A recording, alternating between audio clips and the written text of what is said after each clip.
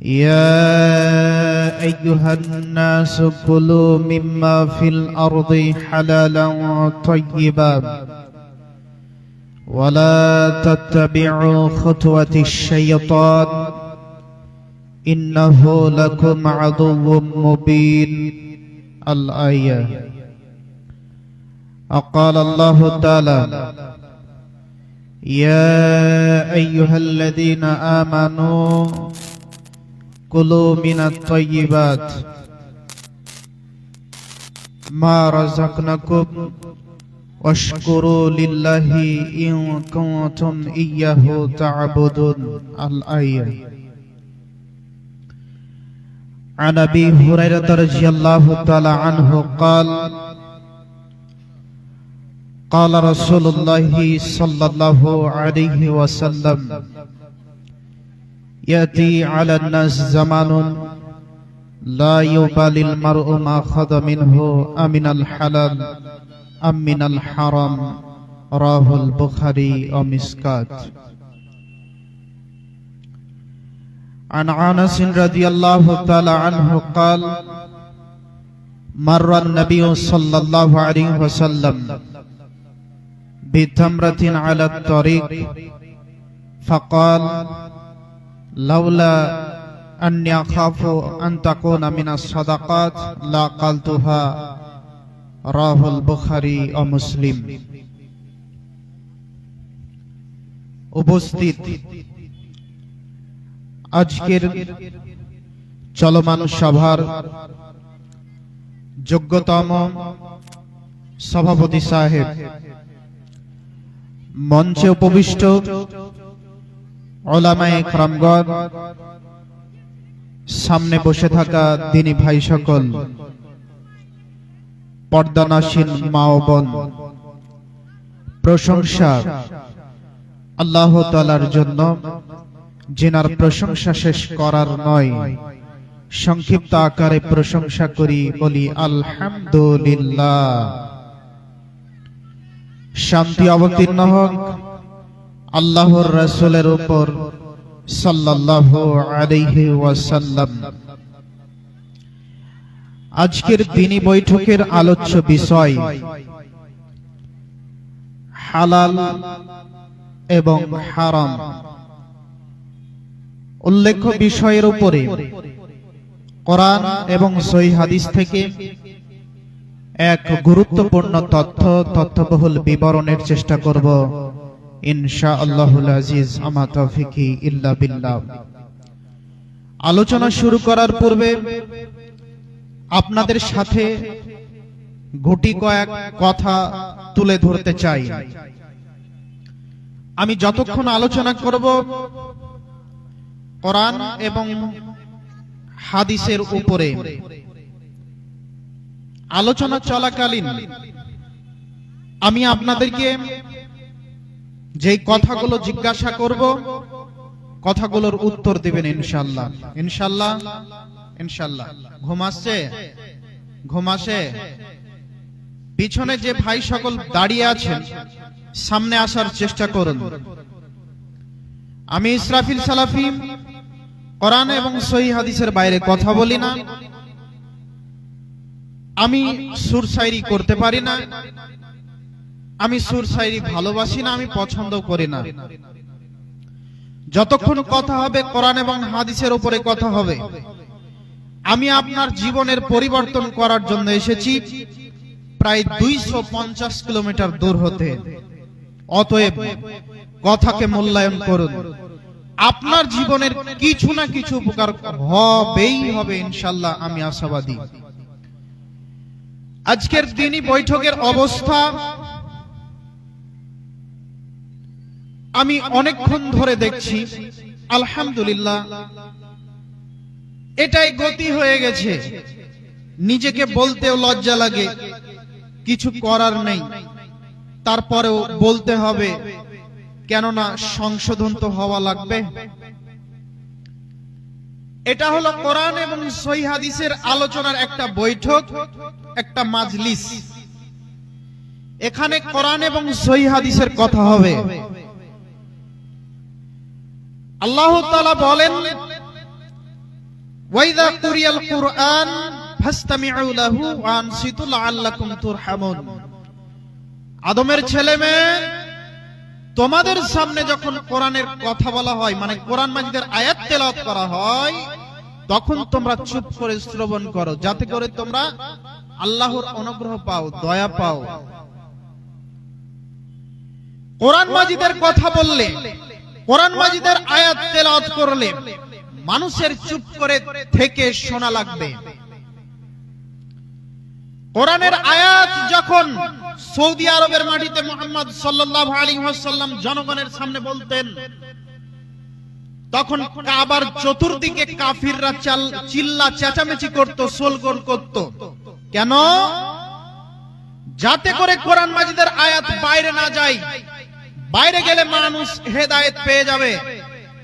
এজন্য চিল্লা চেঁচামেচি করে কোরআন মাজিদকে ঠেকানোর চেষ্টা করত। এটা ইসলামিক সভা, এটা আল্লাহকে সন্তুষ্ট করার জন্য। এখানে কোরআন এবং সহিহ হাদিসের কথা হবে, আর ওই দিকে মেলা হবে, ওই দিকে বেহায়াপনা চলবে, ওই দিকে যত নোংরামি চলবে। নাম দিবেন ইসলামিক ধর্মসভা, আর কাজ করবেন ইহুদি খ্রিস্টানের মতো। তাহলে এটা কেমন হয়ে গেল না?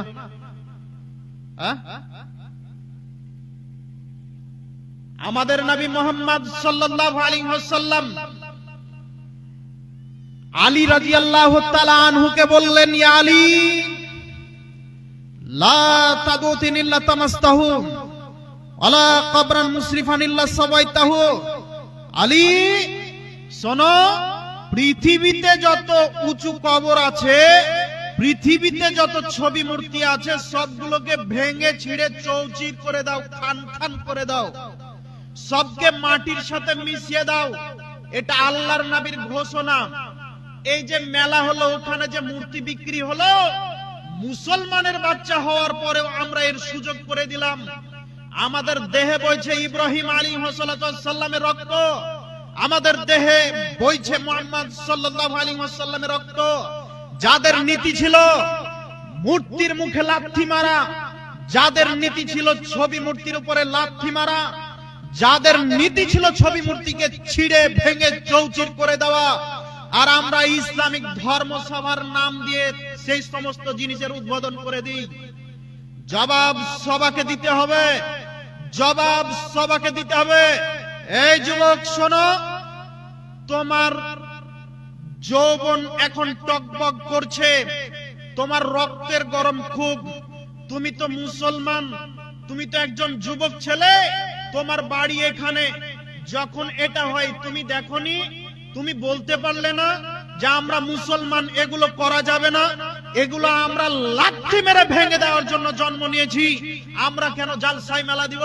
আমি কি হিন্দু, আমি কি খ্রিস্টান, আমি কি ইহুদি, আমি কি নাসারা যে আমি জালসা দিব তাই মেলা দিব, আমি ধর্মসভা দিব তাই মেলা দিব? জি, মনে রাখবেন, আমার বাড়ির পিছনে হলো কালী মন্দির আর সামনে হলো শিব মন্দির। তো ওদের যখন ধর্মসভা হয়, তখন দেখি যে বড় মেলার ব্যবস্থা হয়েছে, ওখানে পুতুল বিক্রি হচ্ছে, ওখানে ছবি বিক্রি হচ্ছে, ওখানে পাখি বিক্রি হচ্ছে, যত রকম জিনিস বিক্রি হয় ওখানে নাগাদুল্লাহ বসে, ওখানে কত কি বসে, সব বসে। তাহলে আপনার সঙ্গে আমার কথা, আমাদের সাথে তাদের তুলনা তো হয় না, তাদের সাথে আমাদের পার্থক্য হলো আসমান এবং জমিন। কথা বুঝেননি? তাদের ধর্মসভা তো মেলা হয়, আমাদের ধর্মসভা তো মেলা হচ্ছে। পার্থক্য কি বলুন?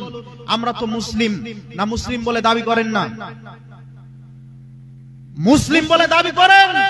যদি মুসলিম বলে দাবি করেন তাহলে ঠেকালেন না কেন বলেন?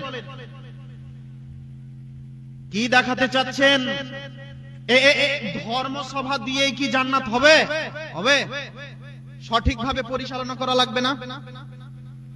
আর আপনারা জলসা শুনবেন, ওয়াজ শুনবেন আর তাহাজ্জুদ পড়বেন, জান্নাত হয়ে যাবে না? ওই যে রাস্তায় যে মেয়েগুলো অর্ধনগ্ন হয়ে ঘুরছে, ওদেরকে ঠেকাতে হবে? ওটা আপনার মেয়ে না, ওটা আপনার বোন না, ওটা আপনার কেউ হয় না। ওদেরকে কি আমি নিয়ে এসেছি মুর্শিদাবাদ থেকে? না, ওটা আপনারই কেউ। ওদেরকে বলতে পারলেন না যে এই যে কমিটি ভুল করে মেলা দিয়ে দিয়েছে বা যে কোনো মূল্যে হয়েছে? কিছু মানুষ বলে যে মেলা দিলে জালসা হবে, না হলে হবে না।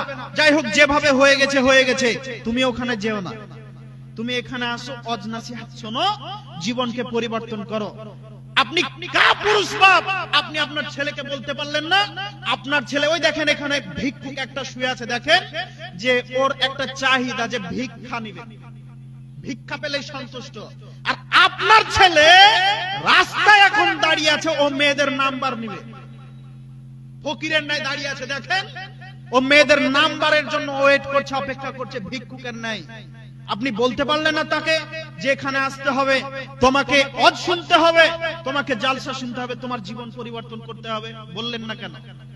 বলবে কে? বলবো আমি না আপনি? জন্ম আপনি দিয়েছেন, আপনি বলবেন, আপনাকেই বলতে হবে।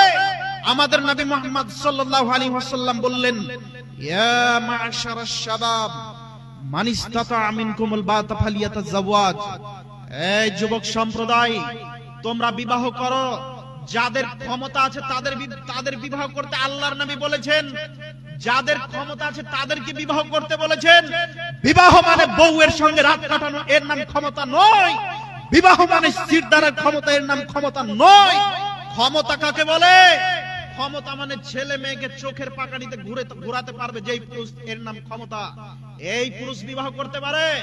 আপনার ছেলে মেয়েকে কথা বলেছেন, শুনেনি, ওই মেলাতে চলে গেছে, তার মানে আপনার বিবাহ করা ঠিক হয়নি। আজকে তওবা করতে হবে, পুরুষ হিসেবে জীবন যাপন করতে হবে। কাপুরুষের নাই, হিজড়ার নাই জীবন যাপন করতে রাজি নই। আমি মুসলমান, আমি মুসলিম হিসেবে জীবন যাপন করব। মুসলিম কিছুকে ভয় পায় না। ভয় পায়? জি না, ভয় পায় না।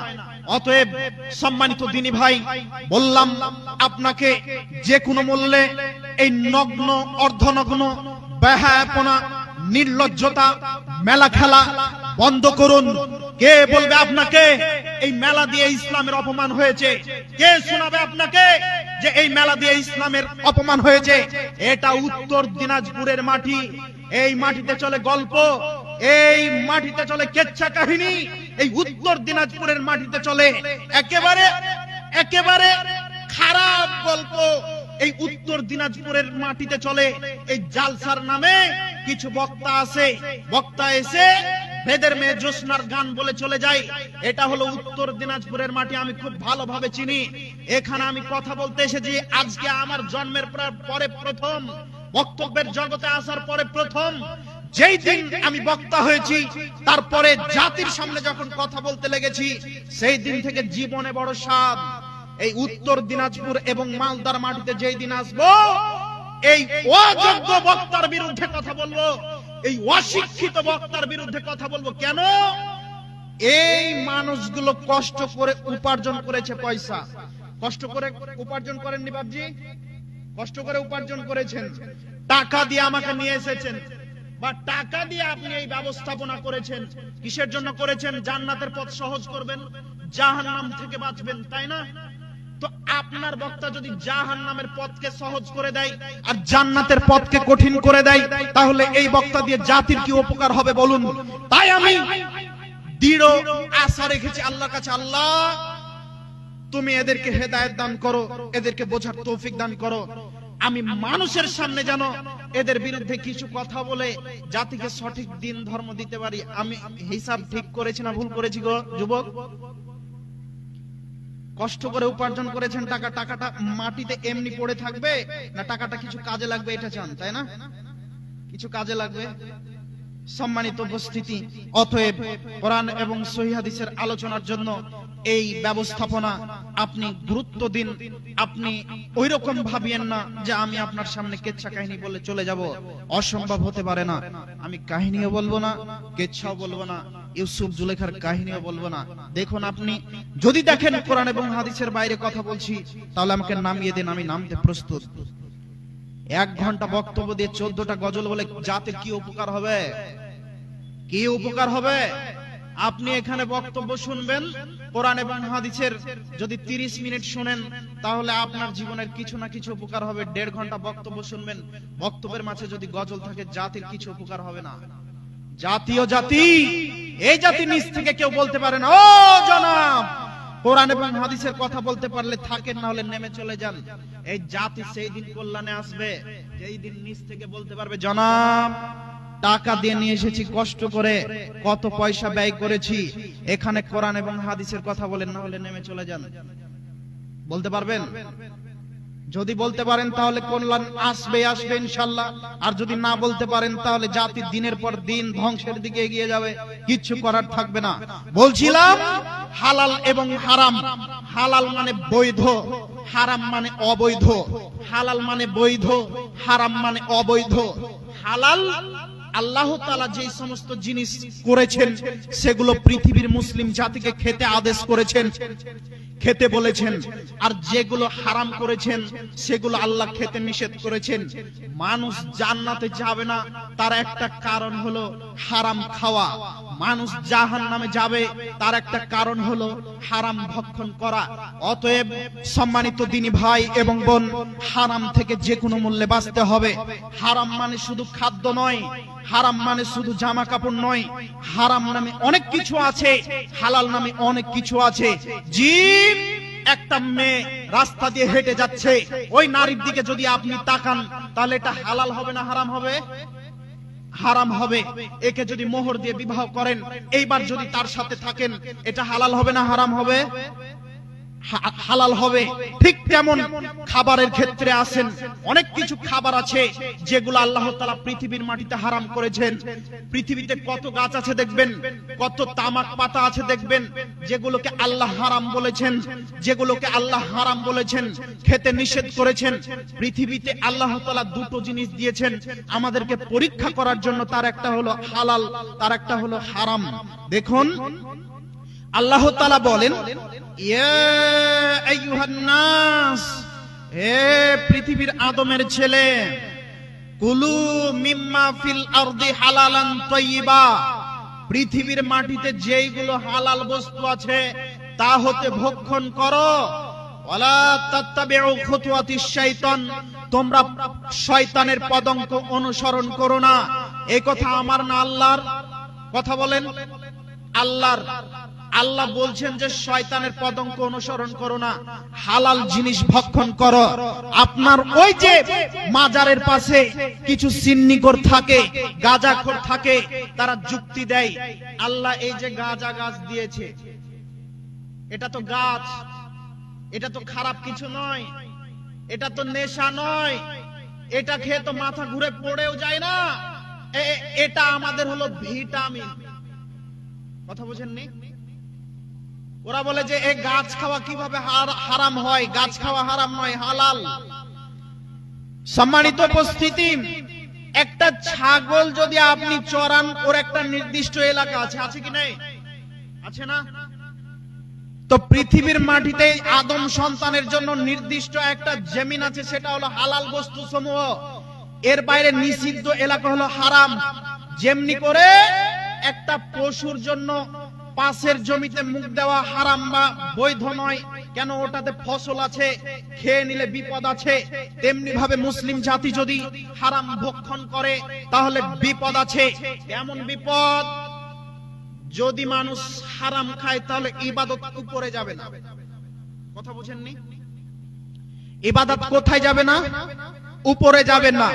দেখবেন আজকে কত মানুষ আছে যারা হারামে লিপ্ত আছে।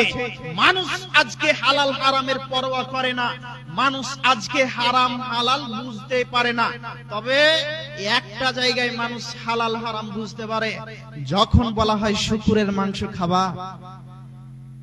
কথা বুঝেননি?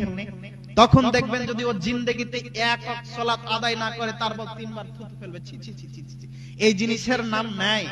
ওই মানুষই মদ খায়, ওই মানুষই গাঁজা খায়, ওই মানুষই ইয়াবা খায়, ওই মানুষই হিরোইন খায়, ওই মানুষই সুদ খায়, ওই মানুষই হারাম খায়, ওই মানুষই ঘুষ খায়।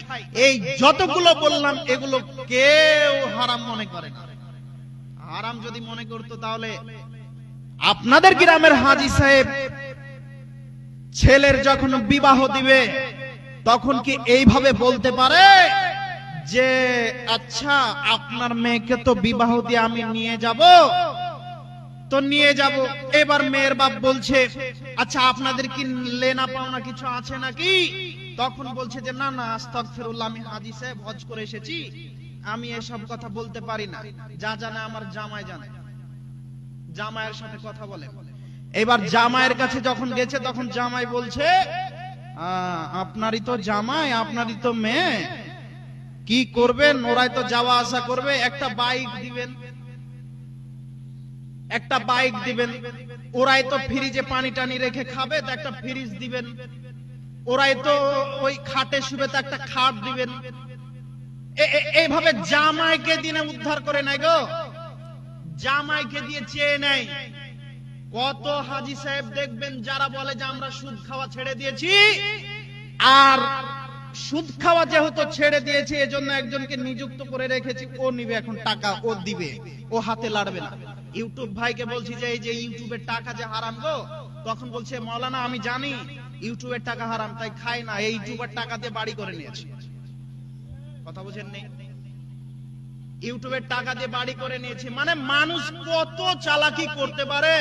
এরা মনে করে যে আল্লাহ আমার অন্তরের খবর বুঝতে পারে না। কথা বুঝেননি?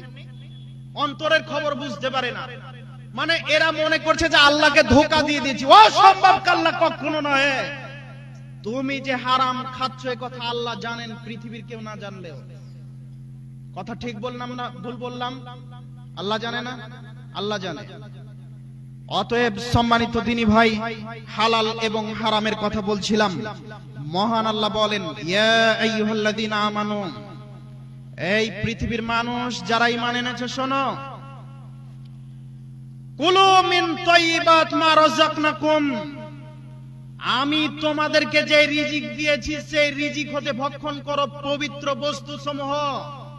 ওয়াশকুরু লিল্লাহ, আল্লাহর শুকরিয়া আদায় করো। ইন কুনতুম ইয়াহু তা'বুদুন, তোমরা যদি আমার ইবাদত করো তাহলে তোমরা এই কাজই করবে। তোমরা যদি আমার ইবাদত করো তাহলে এই কাজই করবে। তোমরা যদি আমার ইবাদত করো তাহলে তোমরা এই কাজই করবে। কি করবে? হালালকে বর্জন, হারামকে বর্জন করবে, আর হালালকে গ্রহণ করবে। এইবারে আসেন, আমরা আজকে কতটুকু হারাম থেকে বেঁচে আছি? কতটুকু হারাম থেকে বেঁচে আছি? কতটুকু হারাম থেকে বেঁচে আছি? মহান আল্লাহ বলছেন ইয়ামহাকুল্লাহুর রিবা ওয়া ইউরবিস সাদাকাত, আমি মানুষের জন্য সুদকে সংকুচিত করেছি, দানকে বর্ধিত করেছি। মানুষ যদি সুদ খায় তাহলে একদিন ফকির হতে হবে, যদি ওই মানুষ না হয় তাহলে তার ছেলে হবে। সার অংশ আপনাকে বলে যাচ্ছি, যদি তার ছেলে না হয় তাহলে তার নাতিপোতা হবে, একদিন না একদিন ভিক্ষুক হবে। যদিও মানুষ মনে করে সুদ মানে টাকা বাড়িয়ে দিবে, কখনো নহে। আল্লাহর নবী বলেছেন সুদ মানে সংকুচিত হয়ে যাওয়া, সুদ মানে ফকির হয়ে যাওয়া। ওই যে দেখেন না আজকে প্রায় পশ্চিমবঙ্গের মাটিতে 26,000 প্রায় ওই যে শিক্ষক চাকরি থেকে বাদ গেল, তাদের সবাই সুদের টাকায় বাড়ি ঘর করেছিল। এবার চাকরি চলে গেছে, বেটা করবে কি? এখন ঘর চলে গেল না ব্যাংকের হাতে, এখন ওদেরকে রাস্তায় আসতে হলো। সুদ যারা খাবে একদিন না একদিন ফকির হতে হবে। আর মানুষ যদি দান করে টাকা বাড়িয়ে দিবেন আল্লাহ। এই রিজিকের মালিক কে বলেন তো? আল্লাহ। তাহলে আল্লাহকে যদি টাকা দেন তাহলে এই টাকা কি কমবে না বাড়বে? বাড়বে। আল্লাহর ওয়াদা ওয়ায়ুরবিস সাদাকাত, আমি দানকে বাড়িয়ে দেব। ইবনে মাসউদ রাদিয়াল্লাহু তাআলা আনহু বলেন রাসূল সাল্লাল্লাহু আলাইহি ওয়াসাল্লাম বলেছেন ইন্নার রিবা, নিশ্চয় সুদ, ওয়াইন কাফিরা ফাইনা আকিবাতাহু তাসিরু ইলা কাল্লি, মানুষ মনে করে যে সুদ নিচ্ছি টাকা আমার বেড়ে যাবে, পক্ষান্তরে সুদের পরিণাম হচ্ছে সংকুচিত হয়ে যাওয়া। সুদের পরিণাম হচ্ছে সংকুচিত হয়ে যাওয়া। হাদিস ইবনে মাজাহ এবং মিসকাতের অত্র বিবরণ দ্বারা বলতে যাচ্ছি, ও আমার যুবক ভাই, ও আমার দিনী ভাই, ও আমার মা ও বোন, সুদ থেকে বেঁচে থাকুন। কিভাবে বুঝলেন যে বন্ধন লোন নিলে টাকা বেড়ে যাবে? তাই বউকে বন্ধন লোনে দিয়ে দিয়েছেন, আরে আপনি ইনকাম করে স্ত্রীকে খাওয়াবেন, স্ত্রী আপনাকে ইনকাম করে খাওয়াবে না। আল্লাহ বলছেন আর রিজালু কাওয়ামুনা আলান নিসা, মহিলারা হলো পুরুষের অধীনে। মুসলমানের বাচ্চা কিভাবে বুঝলো আমার স্ত্রী আমাকে ইনকাম করে খাওয়াবে? মুসলমান কিভাবে বুঝতে পারে যে আমার স্ত্রীকে দিয়ে লোন নিয়ে আমাকে খেতে হবে? অসম্ভব হতে পারে না। আপনি কি পুরুষ যে আপনার স্ত্রীকে বন্ধন লোনে দিলেন? আরে আমার স্ত্রী কেন বন্ধন লোন নিবে? আশ্চর্য! আমার স্ত্রীকে কেন বন্দুক দিয়ে খাবো? আমি আমার স্ত্রীকে বন্দুক দিয়ে খাবো না। আমি মুসলিম, আমি ইনকাম করে খাওয়াবো। আমি এই সুদের মুখে লাথি মারি, আমি এই সুদের মুখে লাথি মারি। আমি আপনাকে বলে যাচ্ছি, যে স্ত্রী, যে বোন দেখবেন বন্ধন লোন নিতে যাচ্ছে, আপনার সামনে যখন আপনার স্ত্রী আসে তখন দুর্গন্ধ শাড়ি কাপড় পরে আসে, আবার যখন বন্ধন লোনের কিস্তি জমা দিতে যায় কত সাজে আপনার টাকায় সেজে যায়। অহরহ খবর দেখতে পাবেন অনলাইনে, সোশ্যাল মিডিয়ায়, যে ব্যাংকের ম্যানেজারের সঙ্গে অমুক গ্রামের অমুক মেয়ে পালিয়ে গেছে। এই খবর সোশ্যাল মিডিয়ায় দেখতে পাও যুবক? দেখতে পাও গো? কেন বলো তো? আল্লাহর নবী বলছেন আল মারাতু আওরা, নারীরা হলো গোপন বস্তু। ওয়াইদা খারাজাত ইস্তাসরাফা শাইতান, যখন তারা বাড়ি থেকে বের হয় তখন শয়তান তাদেরকে ক্ষিপ্ত করে দেয়। ওর থাকবে না। দেখেন না কত যুবক যারা স্ত্রীকে বাড়িতে রেখে চলে গেছে কেরালা, চলে গেছে সৌদি আরব, বাড়িতে এসে দেখছে বউ নাই। দেখেন না, বোঝেন না কেন? মানুষ দুটো জায়গায় ফেসে যাবে, মানুষ দুটো জায়গায় ফেসে যাবে। তার একটা হলো নারী, তার একটা হলো টাকা। একটা যুবক বিবাহের পূর্বে ফেসে যাবে শুধুমাত্র নারীর কারণে, একটা যুবক ফেসে যাবে বিবাহের পরে শুধু টাকার কারণে।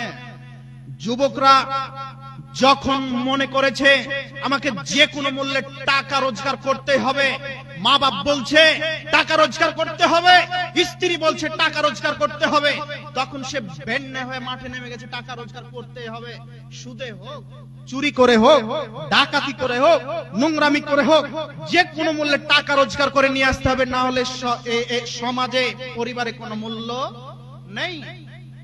সমাজ দেখে না যে কিভাবে টাকা রোজগার করলো। আরে হুজুরই তো দেখে না, আমরাই তো দেখি না। আরে যখন একটা গরিব মানুষ পায় তখন জাহান্নাম আর জান্নাত, আর যখন ধনী মানুষ পায় তখন যাকাত আর দান। কথা বুঝেননি? যখন ধনী মানুষ পাচ্ছি তখন যাকাত আর দান, মানে এখন যদি একে সালাতের কথা বলি তাহলে টাকা আর আসবে না, এ চলে যাবে। আর যদি একে আমি জান্নাত আর জাহান্নামের কথা না শোনাই গরিব মানুষের, তাহলে পকেট থেকে পয়সা বের হবে না। অতএব আমরাই তো হয়ে গেছি তদন্ত না করে সবকিছু করে বেড়াচ্ছি, তাহলে পরিবারে তো মূল্য থাকবে না। এ কথাই ঠিক। সম্মানিত দিনী ভাই, কথা বেশি লম্বা করব না, কোরআন এবং হাদিসের উপরে দুই একটা কথা বলে আলোচনা শেষের দিকে চলে যাব। আবু হুরায়রা রাদিয়াল্লাহু তাআলা আনহু বলেন, রাসূল সাল্লাল্লাহু আলাইহি ওয়াসাল্লাম বলেছেন, ইয়াতি আলান নাস জামানুন লা ইউবালিল মারউ মা খাযা মিনহু আমিনাল হালাল আম মিনাল হারাম। মানুষের সামনে এমন একটা সময় আসবে, মানুষ পরোয়া করবে না যে হালাল উপায়ে রুজি রোজগার করলাম নাকি হারাম উপায়ে করলাম, এটা কি হালাল নাকি হারাম। হাদিস বুখারী এবং মিসকাতের। মানুষ মনে করবে না যে এটা হালাল উপায়ে রুজি রোজগার করলাম নাকি হারাম উপায়ে। আরে মানুষ বুঝার চেষ্টাই করবে না হালাল নাকি হারাম। দেখেন আপনাকে দেখিয়ে যাই, মানুষ মনে করে না হালাল নাকি হারাম। দেখুন আপনাকে মনে করিয়ে দিই এগুলো হালাল নাকি হারাম। দেখুন যারা সুদ খাচ্ছে কেউ মনে করে না যেগুলো হারাম, যারা ঘুষ খাচ্ছে তারা কেউ মনে করে না এগুলো হারাম। আরে যারা ঘুষ খাচ্ছে তারা বলছে আমরা টাকা নিই না ঘুষের জন্য গো, আমরা চা খাওয়ার জন্য 20,000 টাকা নিই। হ্যাঁ, চা খেতে 20,000 টাকা লাগে। আর একটা যুবকের চাকরি দিতে 5 লক্ষ টাকা যখন বলেছেন চা খাওয়ার জন্য, ওটা কি চা খাওয়ার জন্য না বাম হাতে ওই যে টাকাটা নিলেন পকেটে ঢুকালেন ওটা ঘুষ? আর ওরা খুব ভালো মানুষ জানেন, যে ডান হাতে নেয় না বাম হাত রেখে, যে বাম হাতে সব খারাপ কাজগুলো করে। বুঝেননি? বাম হাতে আমরা কি করি? ইস্তেঞ্জা করি, হ্যাঁ, খারাপ কিছু নাড়াচাড়া করি। তো যত ঘুষ যত সুদ সব বাম হাতে চালায়, ভালোই করে, ডান হাতটাকে নষ্ট করতে চায় না। দেখুন আরো একটু দেখিয়ে যাই। এই আপনাদের এখানে হকার আছে কি? হকার আছে? চায়ের দোকান আছে? চায়ের দোকান আছে, তাই না? দেখবেন হকারের একটা ভাঙাচোরা মাইক আছে, যেখানে একেবারে মমতাজের গান চলে, বুঝেননি? আর চায়ের দোকানে একটা বড় টিভি আছে, ওখানে বেপর্দা বেহায়াপনা নারী নাচ গান করে। এই যে উনি ভাঙাচোরা বিক্রি করে বেড়াচ্ছেন বা ভাঙাচোরা কিনছেন বা যে কোনো হকার ব্যবসা করছেন, সাথে কি বাজছে? গান। এই যে গান দিয়ে মানুষকে আকৃষ্ট করে খাচ্ছে, এই জন্য এই ইনকাম হারাম। এই যে চায়ের দোকান করেছে, চায়ের দোকানে বেগানা নারী নাচছে, এই যে এই ইনকাম হারাম। আপনি ওটাকে যদি বন্ধ করে ইনকাম করেন তাহলে হালাল, যদি আপনি ওটাকে বন্ধ করে ইনকাম করেন তাহলে হালাল, যদি আপনি ওটাকে চালু করে ইনকাম করেন তাহলে হারাম। কি দিয়ে যে বোঝায় জাতিকে, এই জাতিকে আমি কি দিয়ে যে বোঝাই? এই জাতি হালাল হারাম পরোয়া করে না, হালাল হারাম কাকে বলে বুঝেই না। দেখবেন আপনি যখন একজন মানুষ রাত্রি বেলায় চুরি করতে যায়, তখন আল্লাহর নাম নিয়ে সুন্দর করে তেল মাখে ভালোভাবে, ঠিক না? আর বিসমিল্লাহ বলে শীত কাটে। শীত কাটা বোঝেন কি? ওই যে দেওয়ালের এক পাশকে খোদ করে, তাই না? বিসমিল্লাহ বলে শুরু করে। আরে একটা যুবক যখন প্রেম করে, অবৈধ সম্পর্ক করে একটা নারীর সাথে, তখন আল্লাহর কাছে দোয়া করে যায়, আল্লাহ যেন ধরা না পড়ি। আর বিসমিল্লাহ বলে তার সাথে কাজ চালাই। এরা তো বুঝে না যে কোনটা হারাম আর কোনটা হালাল। ও তো হারাম কাজও বুঝেছে যে এটা আল্লাহর নাম দিয়ে শুরু করতে হয়।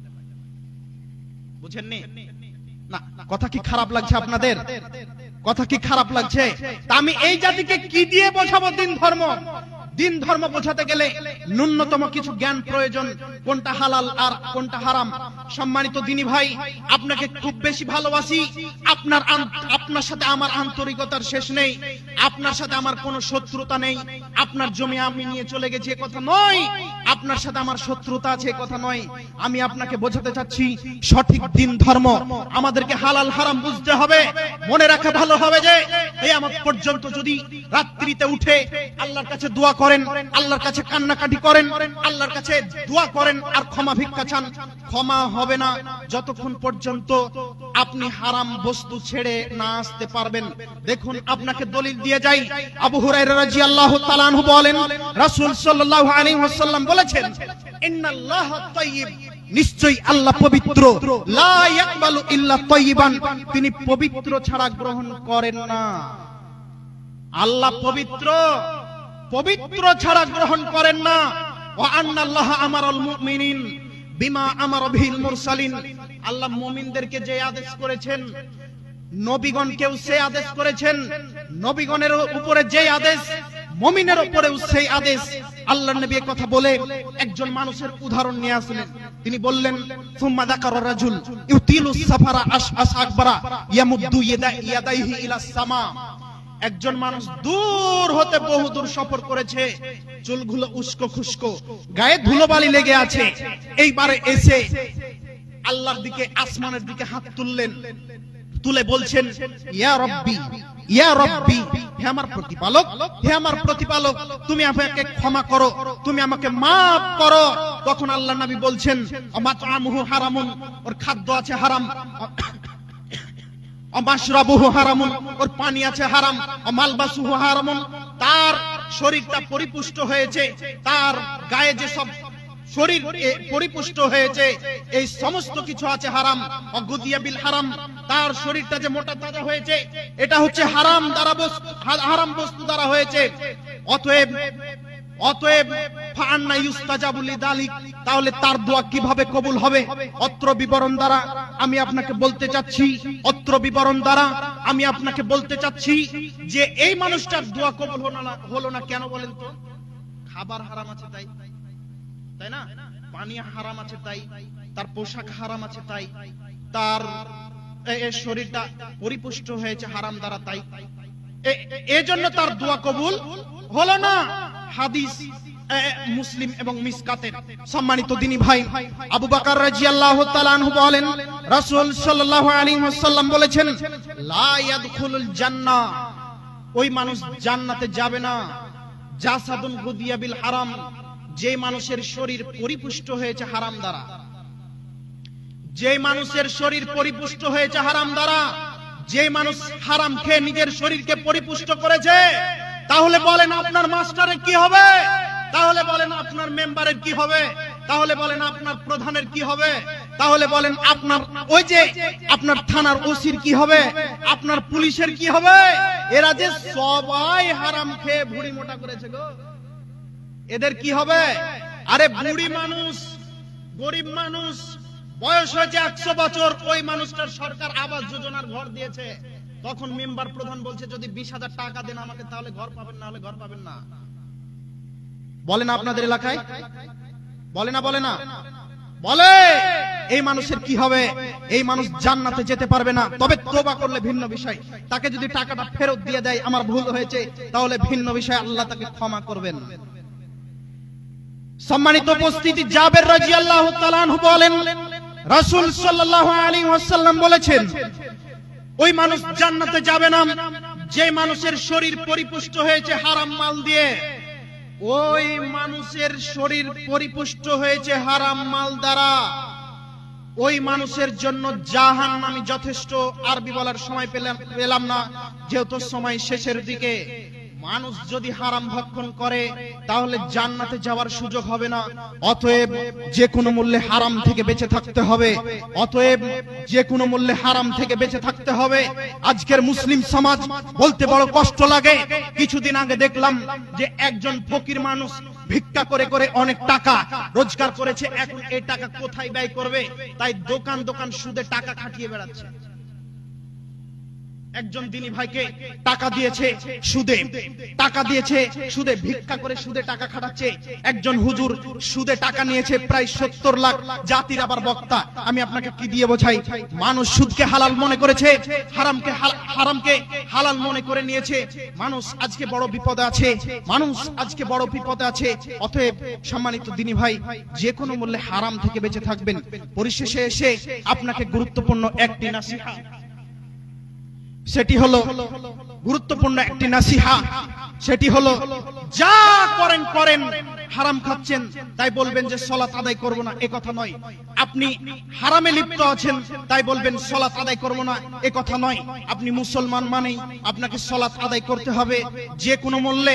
আপনি চুরি করেন, আপনি ডাকাতি করেন, আপনি হারাম খান, আপনি জেনা করেন, যা করেন করেন। সম্মানিত দিনী ভাই, সম্মানিত মা ও বোন, আপনি সালাত আদায় করুন। আল্লাহ তাআলা বলেন ইন্নাস সালাতা তানহা আনিল ফাহশাই ওয়াল মুনকার, নিশ্চয়ই সালাত মানুষকে খারাপ কাজ থেকে রুখে দিবে। সালাত আদায় করলে মানুষ খারাপ কাজ থেকে ফিরে আসবে ইনশাআল্লাহ একদিন না একদিন। অতএব খারাপ কাজ থেকে যদি মানুষ ফিরে আসতে চায় তাহলে তাকে সালাত আদায় করতে হবে। আল্লাহ আমাদের সাথে হেফাজত করুন।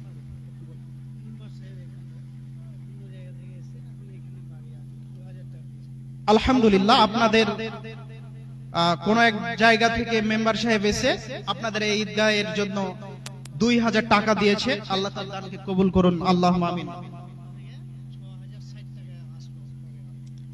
আর মা ও বোনদের পক্ষ থেকে 6060 টাকা এসেছে। আল্লাহ তুমি তাদের দানকে কবুল করো, আল্লাহুম্মা আমিন। তাদের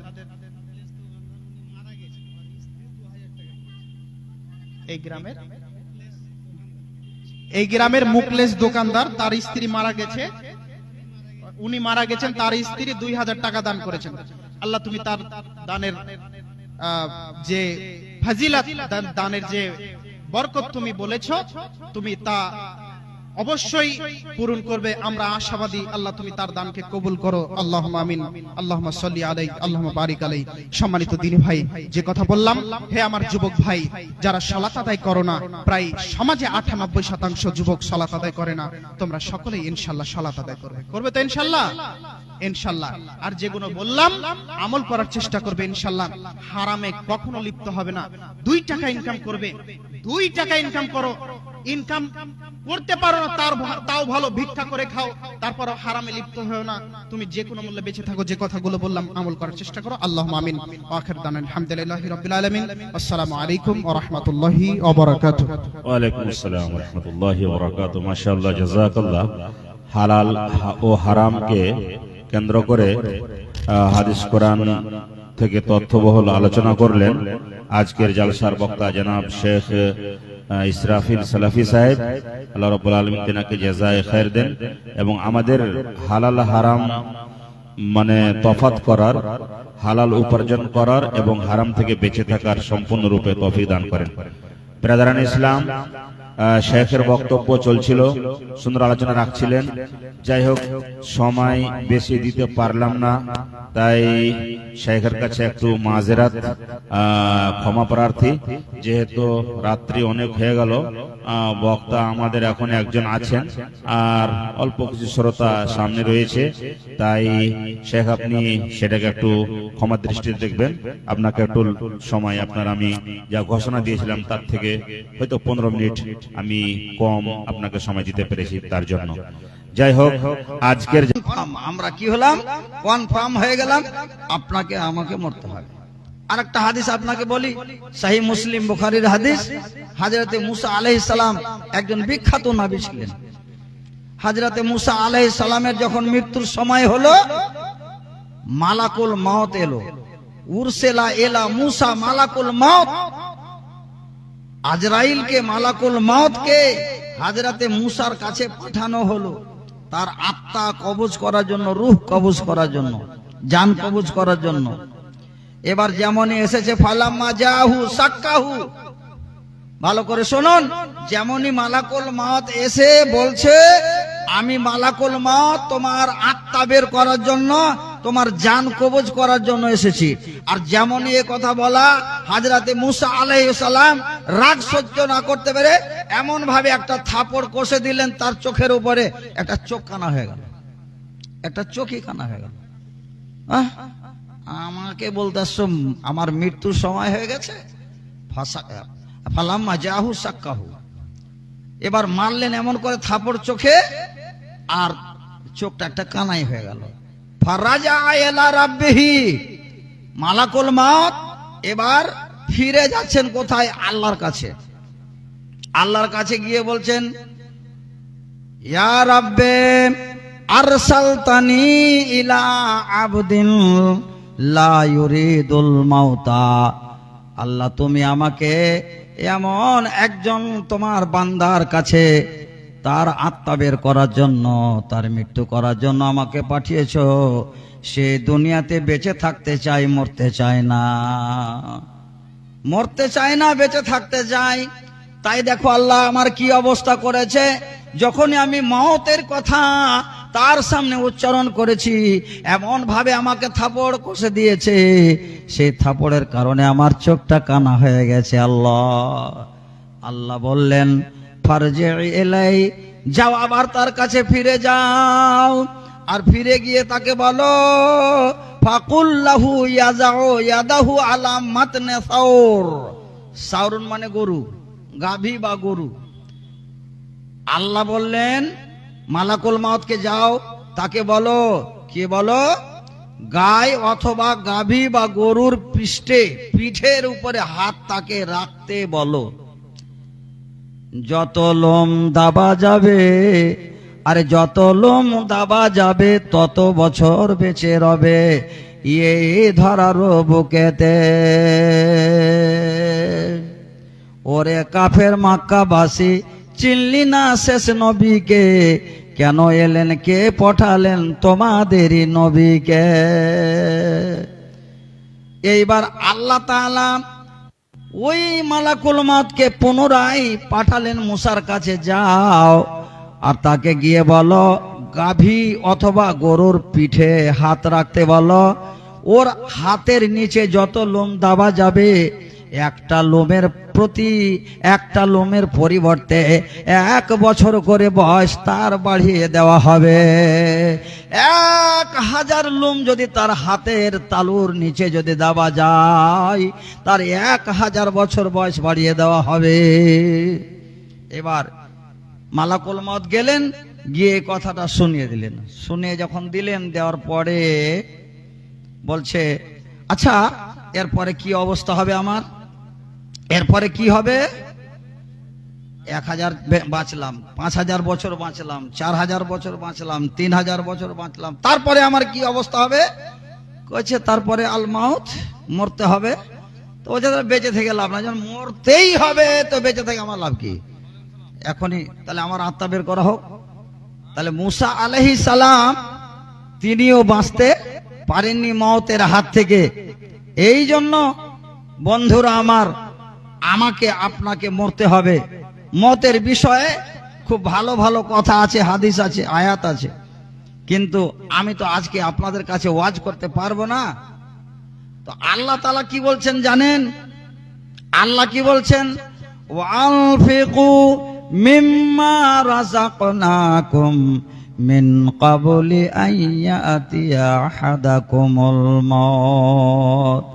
ও পৃথিবীর মানুষ, তোমাদের কাছে মৃত্যু আসার আগে আগে যত কিছু পারো, যতটা তোমরা পারো আমল করো, কারণ মওতের পরে কোনো আমলের আর সুযোগ থাকবে না। মওতের আগে আগে আপনাকে আমলের ব্যবস্থা করতে হবে।